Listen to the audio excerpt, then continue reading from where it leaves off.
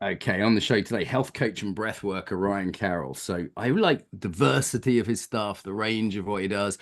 And also, as soon as I get a guest on, I know if we're going to vibe or not just by their attitude. And I think Ryan and I are going to get on great. So welcome. Yeah, thank you. Thank you for having me. It's great to meet you in Let, person. let's hear a Ish. little bit about your story, Ryan. How did you get into holistic coaching and breathwork and fitness and all the stuff you do now?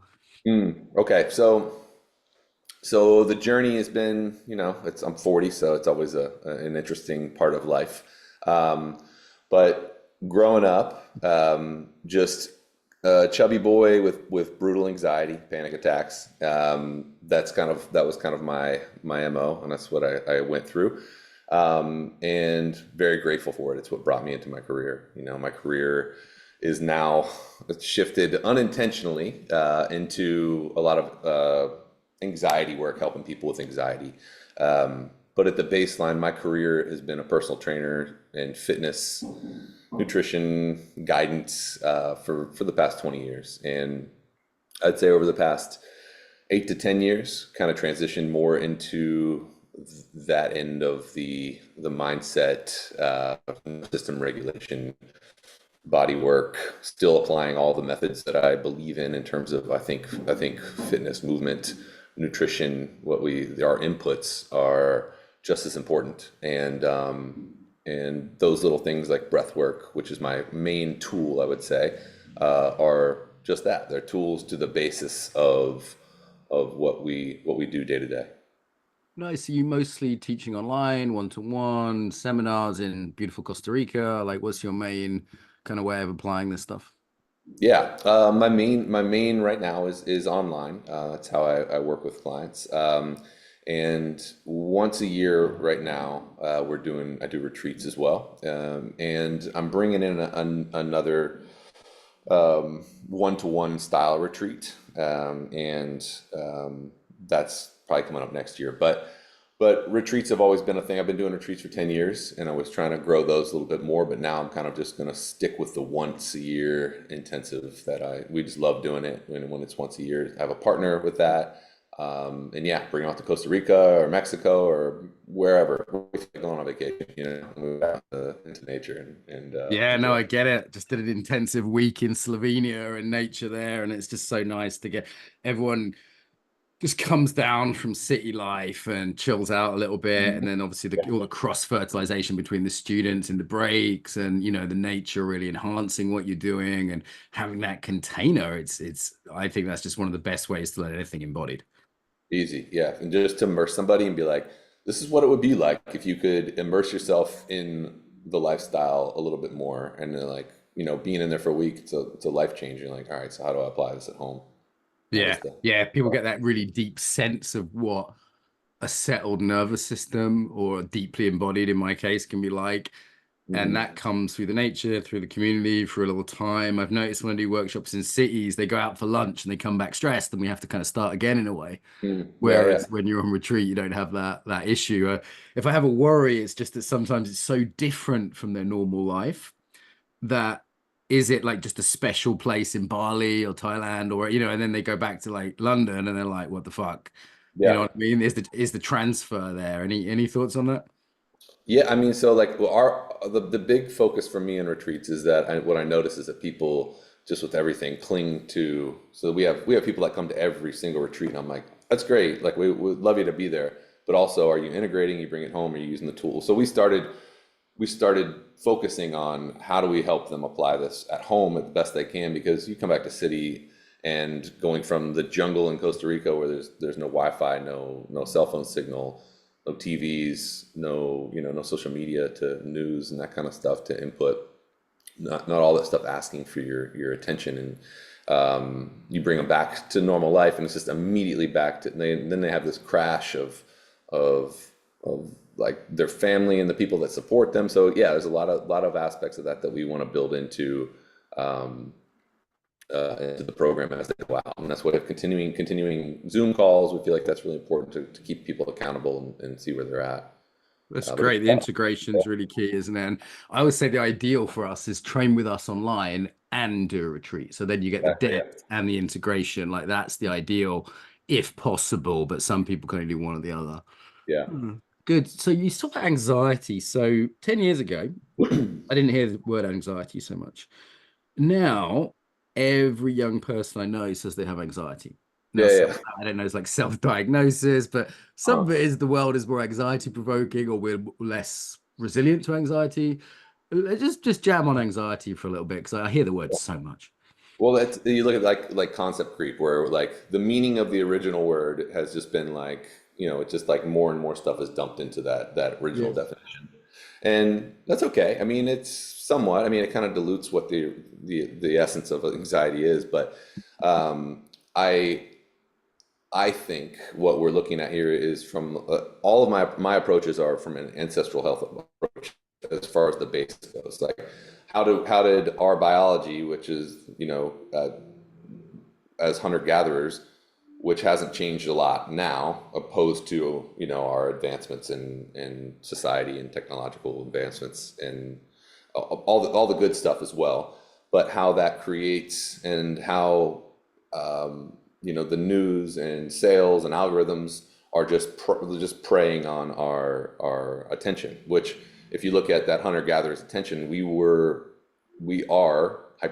meant to be vigilant in those situations. So certain situations that I see that are a problem in modern society and why we have so much anxiety is, yeah, obviously the food systems, but the bigger things is that biologically we are vigilant in a situation where we leave to go hunt or gather, and now we're away from our tribe, which is a stressor already, and we're in nature and we're hearing the rustle of leaves. It could be a predator prey. It's taking our attention. It's turning on our nervous system in different directions. It's barometric pressure changes and wind blowing, so there could be a storm and we need to get in shelter and safety. So we look at that person and that biology, and we apply that to a city with your phone, with people talking, with cars driving by, with the news, telling you that there's danger everywhere. But if you were to just kind of look up and look around, typically, Pretty chill. yeah, Yeah. it's not too bad outside. That looks So, okay. yeah, like, yeah, I mean, there's some wind blowing, but I'm pretty good in here. I was on my phone looking at Facebook earlier, and it was like death, disease, war, politics, Yeah. great Olympics, decadence, evil. And I just looked around and I was like, okay. I mean, there's a sketchy teenager smoking a spliff over there. Uh-huh. That's about it. I was Yeah. like, this is a pretty cool place. Yeah, Like, not too bad. Yeah. yeah, it's like this is very different than the mental space that my Uh-huh. phone's creating for me. Yeah, you have access to a billion people's lives going on. So like one bad thing happens, you're gonna see it, and it's just like just everything is terrible. So yeah, that is kind of a mindset shift. I don't know what you think about that, but it's like I feel like every generation says this. Like things are just getting worse. This place is just getting worse, and I don't see it. I see there's like louder people saying more ridiculous shit, but Yeah, it's tricky. It's tricky because I think it depends where you are. You're in Costa yeah, Rica, right? yeah, So yeah, don't be yeah. talking shit about the rest of the world, mate. And it's If you clear a we little are slower here, I can't get things as fast. There's no Amazon. It's really you tough. don't Amazon like comedian Chinese comedian that talks about getting Amazon. You want it now. You want it the day Yeah, before you wanted it. But it's yeah, I mean there is some case for like we're in a period of decline culturally. I think there's a case for that. But then there's also this Steven Pinker case that we've come a long way, and both of those things can be true, right? yeah, There's a yep, developmental case that people are developing, and there's a decadence case that things are declining, and there's also just sort of historical economic factors like life expectancy has just gone down a bit in the US. Like that's just the fact, like something has happened to make that. And yeah, obviously it depends. We have listeners in Ukraine and listeners in the Middle East and all sorts of yeah, yeah, places. yeah, yeah, yeah, yeah. But yeah, on the whole, as you say, like, I mean, is the big one simply that we're out of community? Like, I see a lot of people really trying to establish community now. Lack of co-regulation is the big one. We're Yeah. not really wired, as you said, through evolution to be removed from that evolutionary context. So there's the environmental context, but that social context is just shockingly isolated. I just walked by an old people's home and there's a guy that I wave to every day as I walk by. And he's the other side of a fence, and he can't open the window because it's a sort of secure old people's home, so he can't escape. Mm, And he's got the 100 is on his door, and I just thought, oh God, he's just had his 100th birthday, and he's locked in an old people's home, and I'm mm, waving through a cast iron fence and a piece of glass at him, And I think I'm Yeah. the highlight of his day, frankly, because he's always waiting. Yeah. But, Oh man. and I Yeah. thought, wow, he's an elder man. He's 100 years old, and here he is locked away. And I've Yeah. got no contact with him, and I don't think any kids have got contact with him. He's just locked in this old people's home, and it seems like something's gone horribly wrong. Yeah. No, I agree. I mean, I think the way we should be living, based on those days of the tribal hunter gatherers, like if you look at like nowadays when we have any kind of social settings, there's some studies talking about like, our skin conductance, our heart rates, everything syncs when we're in groups with each other. So just like being around other people, we automatically sync, but we're so disconnected from the people we're around that what are we missing in that piece? Because there is no direct connection. Like if you're on the train commuting to work or something like that, it's everybody's head down. Nobody talks. Co-dysregulation, not co-regulation, right? Yeah, yeah, for sure. So, but like that aspect of it in terms of stress and in terms of what it does to the body, in terms of what it does to the mind and our nervous system, I think is probably one of the bigger things. And that's since 2020 when we were so pushed into solitude.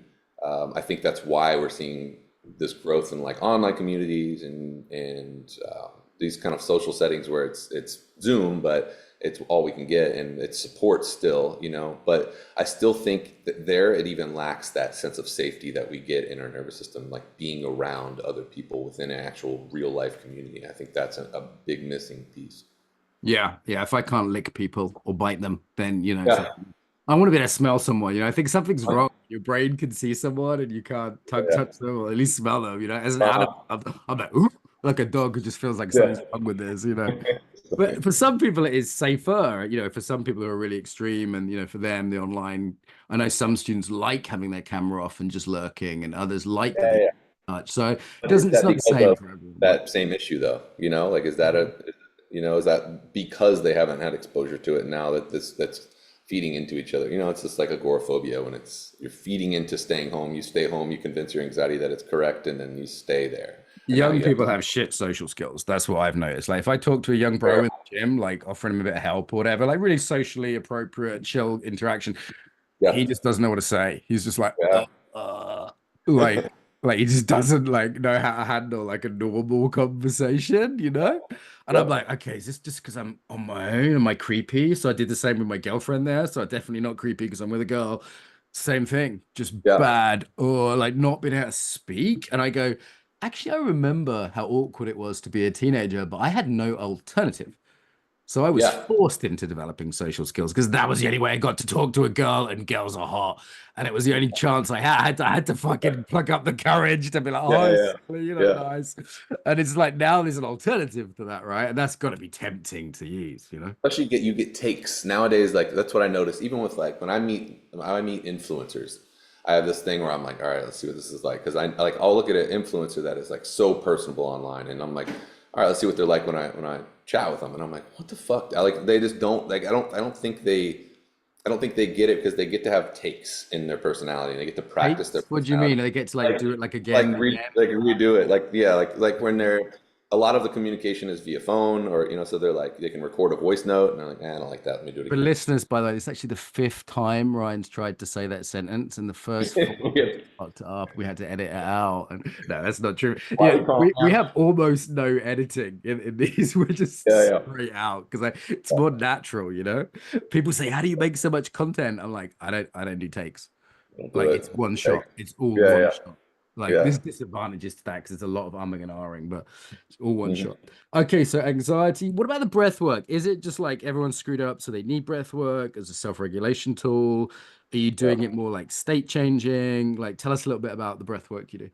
Yeah, it's a what a broad term, like breath work can mean everything from holding your breath and free diving and all the way over to tripping your balls and over breathing and that kind of stuff. It's just like, but it's such an impactful tool, and it's just like I know it's growing because people are understanding that. It's also growing because people are like, oh, I can get people high and make them feel crazy and no idea why, but I'm still going to do it to people, and it's a little sketchy right now. It's a little wild west in breath, but I approach it a little bit differently than the typical talk therapist or doctor that's just like, yo, do box breath. You know, if you're having anxiety attacks, do box breath. You know, I'm like, doing box breath when you're having a panic attack is like trying to put out a house fire with like a squirt bottle. You know, it's just like it's gonna maybe do a little bit, maybe but it's not. Is it for people that have a resilient nervous system that they've practiced and worked with? Then yeah, box breath. Like for me now, as someone who's like taken that back, when I have anxiety arising, I just pay attention to I don't do a practice. I just like pay attention to my breath. I'm like, oh, I am holding my breath. Or I'm like breathing shallow and short. That's all it really takes after you start to work on the stuff. So my approach to the breath is within the realms of applying it as from a personal trainer background, from a strength coach background, I use it the same way. I'm like, all right, what does the person need? Like, where are they lacking? So we assess the breath first. We assess the recovery, their HRV, their sleep, their lifestyle. And then I'm like, all right, so how do we apply the breath? What do they need? And one of those tests is like a few different tests to do, but CO2 tolerance is what we want to look, air hunger tolerance, that discomfort of air hunger. And when we practice that, a few things happen and it changes a lot. So just looking at air hunger, that's the first practice we'll talk about.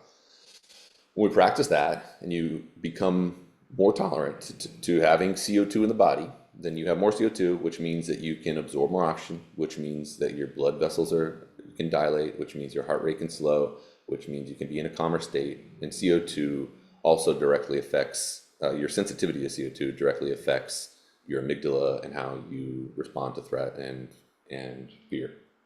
So just that practice right there can have profound effects on people.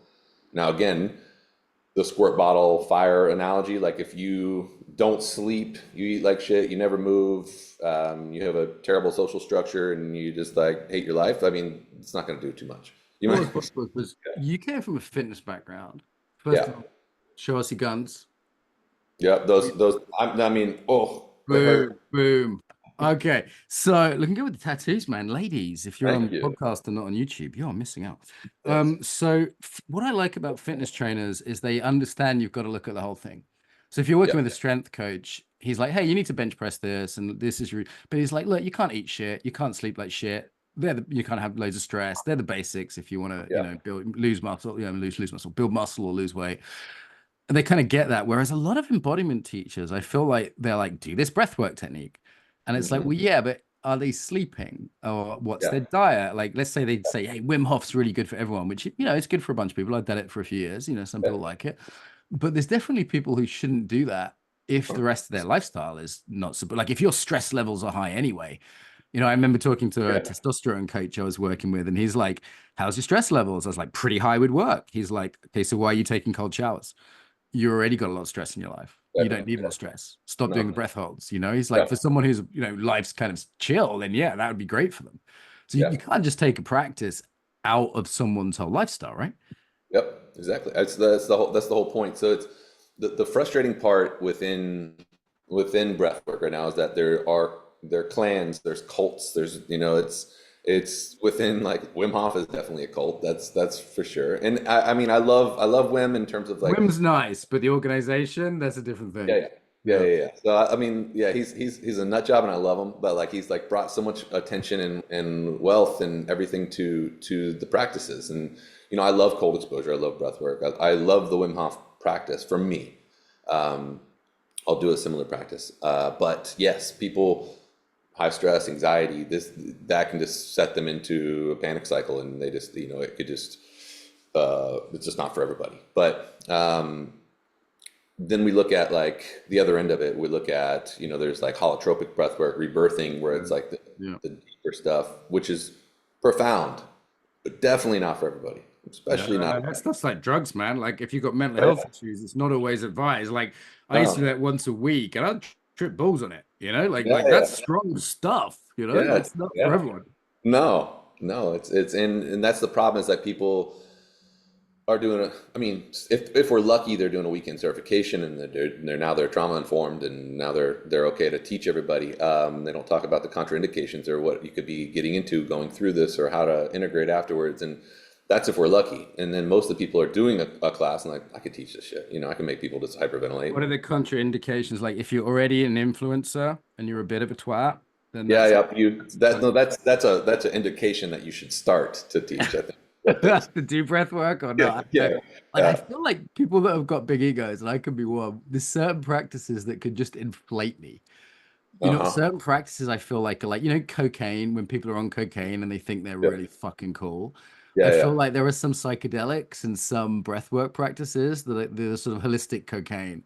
Yeah, And people like me with big egos probably shouldn't go near them. You know what I yeah, mean? yeah. Uh-huh. Well, it is like for influencers, they're like they'll have a or influencers, just breath coaching. There's a lot of ego because it's like someone comes out of that and they're always like, "What the fuck just happened? Like, Mm. what did I just do?" I'm like, and you uncovered some trauma from that they don't even remember. Like some suppressed memories or trauma or emotion or whatever. Um, and you just help this person. And meantime, little Joey's in the corner, like having a full-on panic attack because he was supposed to be there, and you didn't talk about what could go wrong. So potentials, like there's like physiological stuff. So people with like actual psychosis,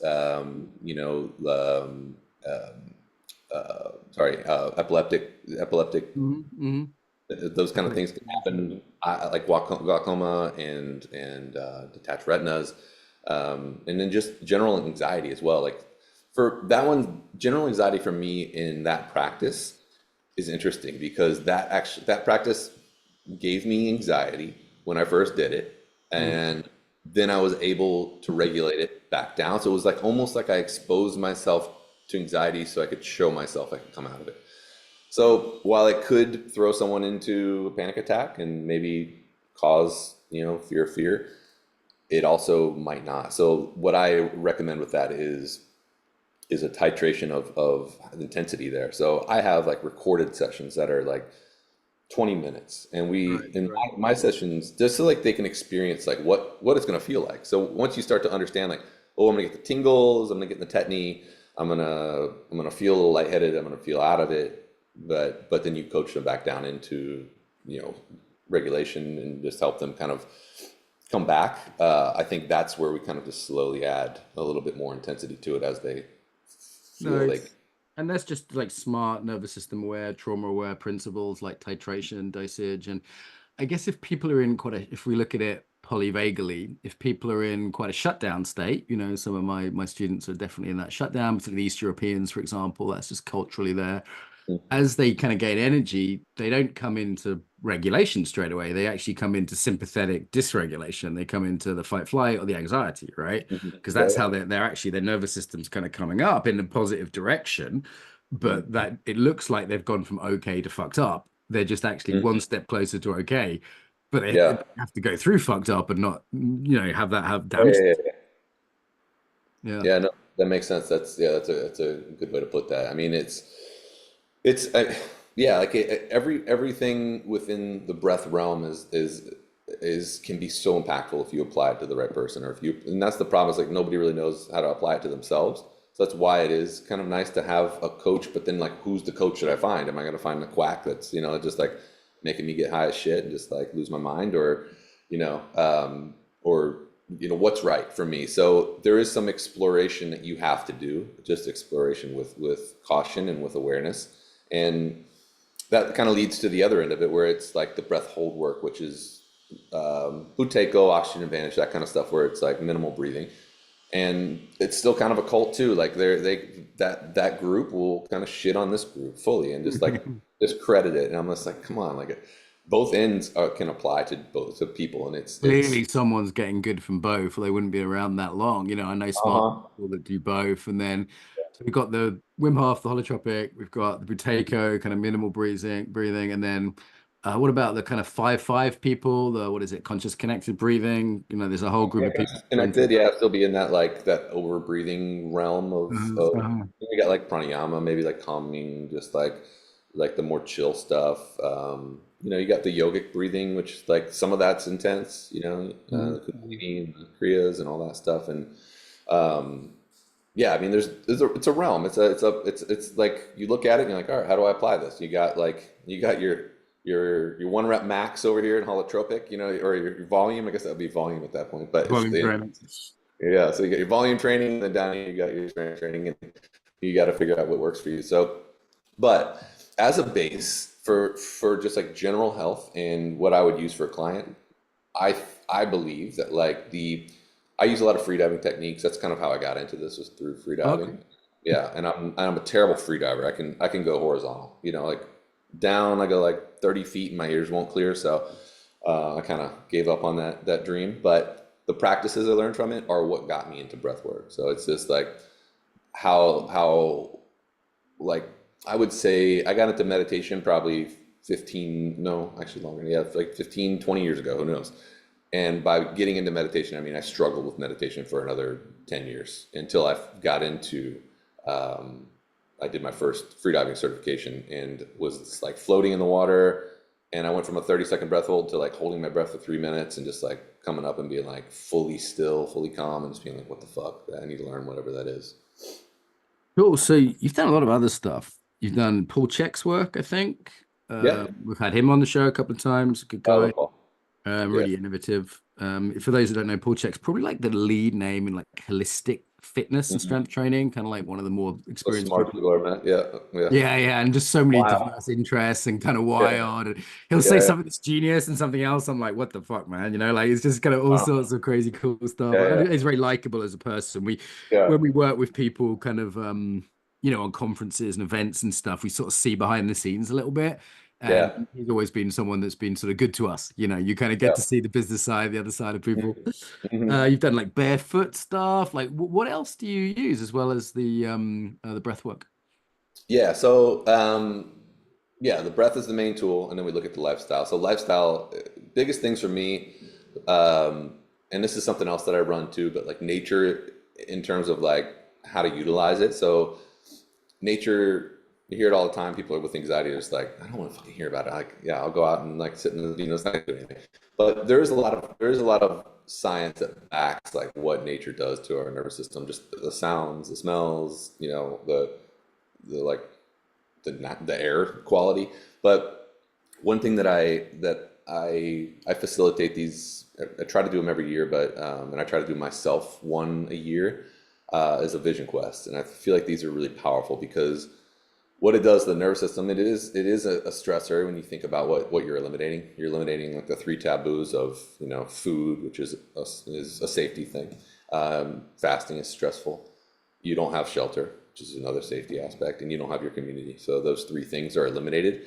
But what happens for me when you do that, you kind of rely on nature for your safety, your support, and it allows your body will start to slow, but your psyche just begins to unravel.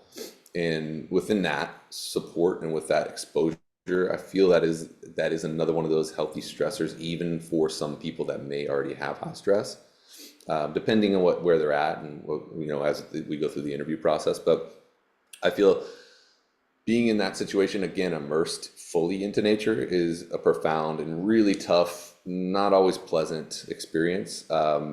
But the aspect that I love about it is boredom. So boredom is something that like like a practice of boredom doesn't like when is there a deer walking around like God, it's boring out here. It's nothing. It's Eye rolling, yeah, face yeah, palming when it's too flips. oh, Joke, man. it's just Nothing to do but eat leaves here. It's just oh, rubbish. I hate it. So Fucking bored Bambi. Got it. Why do we get bored? What's that about? Is it we're so overstimulated? We're kind of yeah, apparently that's it was what invented in the 18th century by rich British women who had so I much leisure time that they had to invent this thing called boredom. I believe it. Yeah, I mean, boredom is it's interesting. Like I just try to think about it. I'm like, where like it has to be from our stimulation. I mean, like the more we go, the more stimulation we have. Like you start thinking of like what people did in the 90s, the 80s before like we had a cell phone and watch TV and scroll and communicate with everybody. Like people used to sit around and talk like the 80s. When you look at like like you watch a movie from the 80s, you're like, they weren't bored. They're doing the thing, and then you move back a little bit more, and then they lose a couple things, and slowly you get back to just like sitting in the woods, just enjoying it. Yeah, yeah. I think it's a practice. There's a lot of interesting stuff the other side of boredom. It feels to me like boredom's a barrier that stops us getting to some really rich, deep stuff. And every time I do a meditation retreat, day two, I'm like, day one, I'm just like, oh, it's nice to chill. Day two or three, I'm like, why the fuck am I here? Uh-huh. This shit I could be doing. I could 100%. be fucking doing whatever. And like then I keep going, and by day 5, I'm like, oh my God, this is the most meaningful experience. Yeah. Realize. Yeah. That's got to be like a silent retreat or like a meditation retreat where you come back from that contrast has got to be brutal, some for I would imagine for people. Yeah, I try and reintegrate on the last day of a silent retreat. I always turn my phone on sneakily in my room just so I can get a little bit of like normality. And then if you're smart, you get the train or the car back with some other retreatants.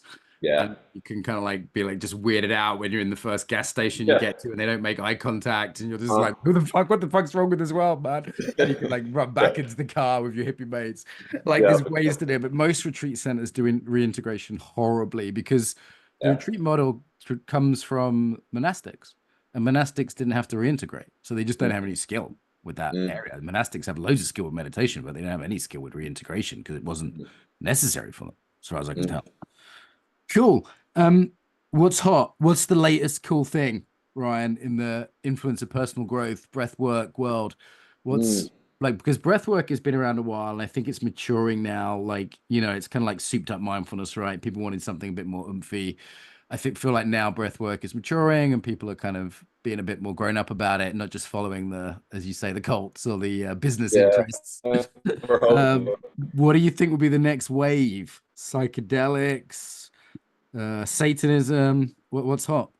I feel like there's like this it always flows like from like the pendulum is always going. So like I feel like the pendulum in psychedelics has been up here and I appreciate psychedelics. I mean, I'm a supporter of it. I feel like it's kind of coming back down a little bit, which might be a good thing Mhm.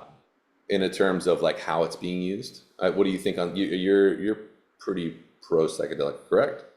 Yeah, but I mean, with like reflections on mental health issues and dosage, set and setting.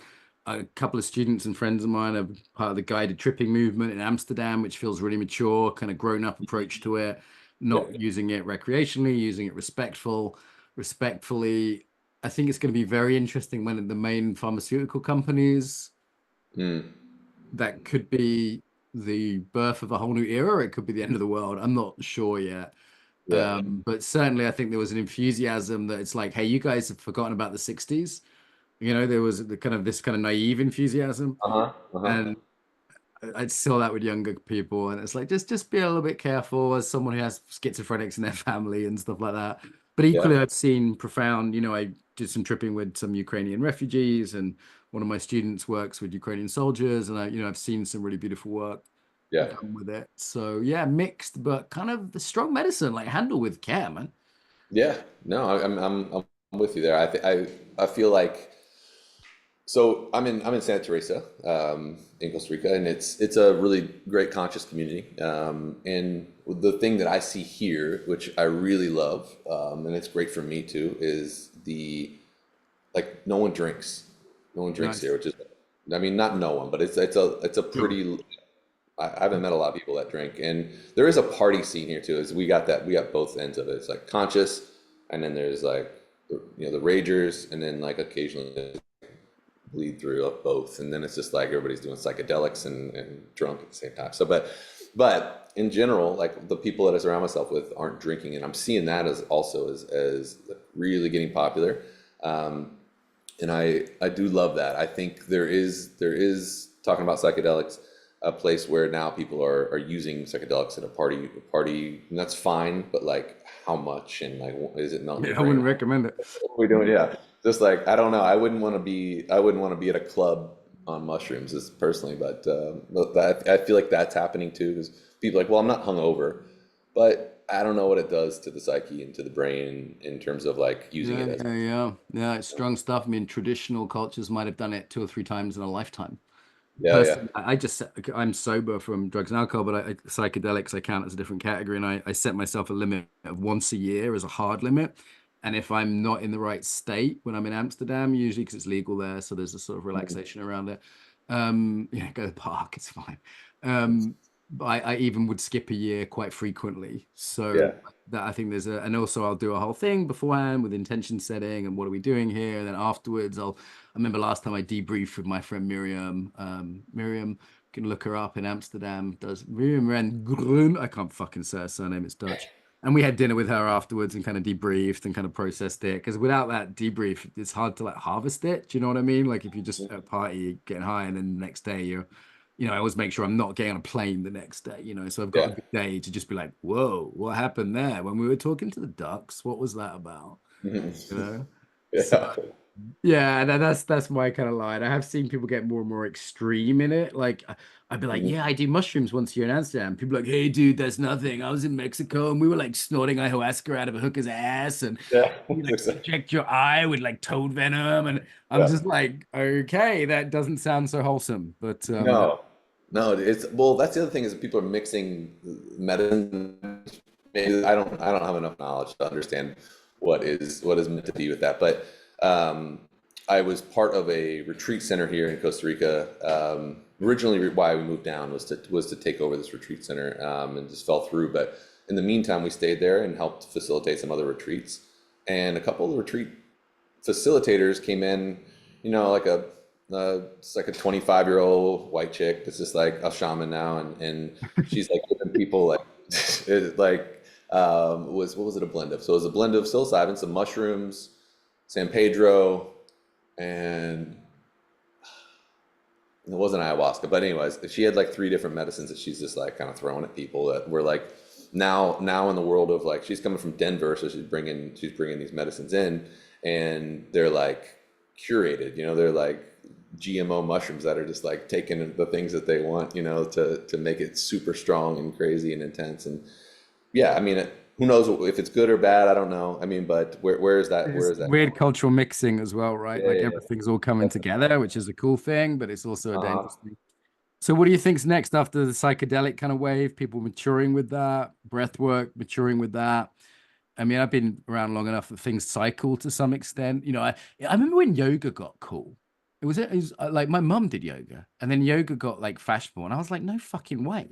So like, if yoga can get cool, it could be something like everyone starts doing karate or something, Yes. something really old school, Uh-huh. Mr. Miyagi or something like I Yeah. don't think you can predict it, maybe, but I mean, I look at start to fashion see or trends. something.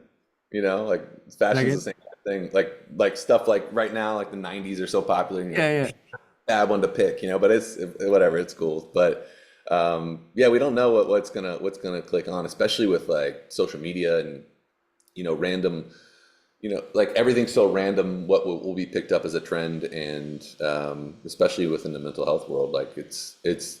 I find within a lot of the times within the spiritual community, within the conscious community, is that people are trying to become most spiritual. It's like I'm trying to. I mean, it's bypassing obviously, but like it's also people are down this path where they're within a community and they're trying to do some inner work, but they're not actually getting there, and it's more projecting on what it is. So like I feel like the trendy things within spirituality are what I don't know what's going to be next and next. It's always something extreme. It's got to be like more. I'm more spiritual, or I'm going to Yeah, take it the more other way. extreme, more extreme. I know how you get more extreme than a lot of stuff that's going on now. What Yeah. about for you personally? Are there particular sort of, you've done like 15 certifications looking at your website. Have you got another one that you're still learning, or are you like, no, I'm I'm, done with certifications I now? got I got to yeah. Let's start making more money first. It's like I feel like that's another place Uh, with coaches is that we focus on our education so much because we want to be the best or show off to other coaches, but then we're like we got to provide for other people too. It's the perennial student. I have students who are studying with me and they're 50 years old and they've done 20 different coaching certifications.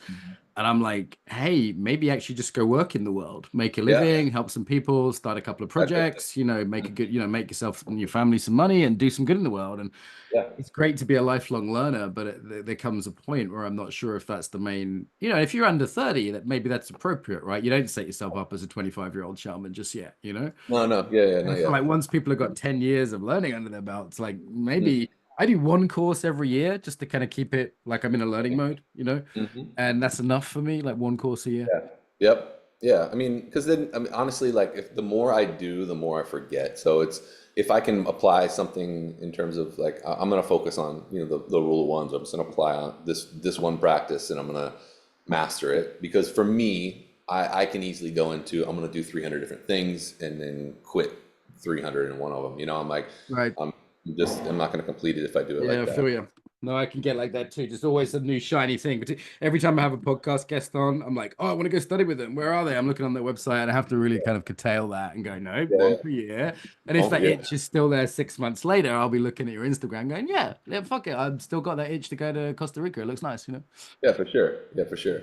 That's the I don't know, like finding that is such a practice in terms of nervous system. Just like finding something to master and sticking with it is that's a challenge for especially modern day humans. I was telling my students the other day, they'd just done their 6 month training with me.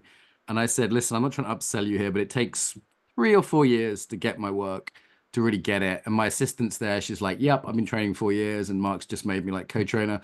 And it's like, and that's not a Tibetan master who says 30 years, right? Like I don't have that much to teach. But they looking at me like when I said 3 or 4 years, to me, it's like an undergraduate degree. It's not that big a Yeah, deal. yeah, It's not yeah. even a Uh-huh. fucking PhD. It's like Yeah. a master's at best. And they Mhm. looked at me like I was crazy. And I'm like, well, yeah, I've spent 30 years gaining something that you can gain in 3 years. That's pretty cool. Yeah. And but they looked at me like 3 years, and I'm going to try and do a 2 year certification next year. And I'm not sure if anyone, I'm going to do it in Slovenia where people are a bit more patient. And I'm not sure if anyone will sign up. We'll see. Because I love working with people long term and you have a real relationship with them. And, one of my Mhm. students was staying at my house the other day. Danny is this great young Czech kid that's been training with me for a year or two now. And he stayed with me because I trust him and I got a spare room. So like, yeah, stay in the house, man. Save some money, young guy. And he was like, wow, I'm learning a lot just kind of hanging out, like seeing how Mhm. you do business. And I'd be like, look, you're welcome to just sit in on a work day and just chill on the sofa back there while I'm working. And Yeah. like that kind of menteeship, I feel like is really missing from just doing a quick Yes. certification. Yep, I agree. I think that, and like I always seek a mentor. Even at 40, I feel like there's just value in it's expedited learning. It's skipping the hard stuff. Like some of that. Like you're gonna have your life experiences, and that's hard. That's hard enough.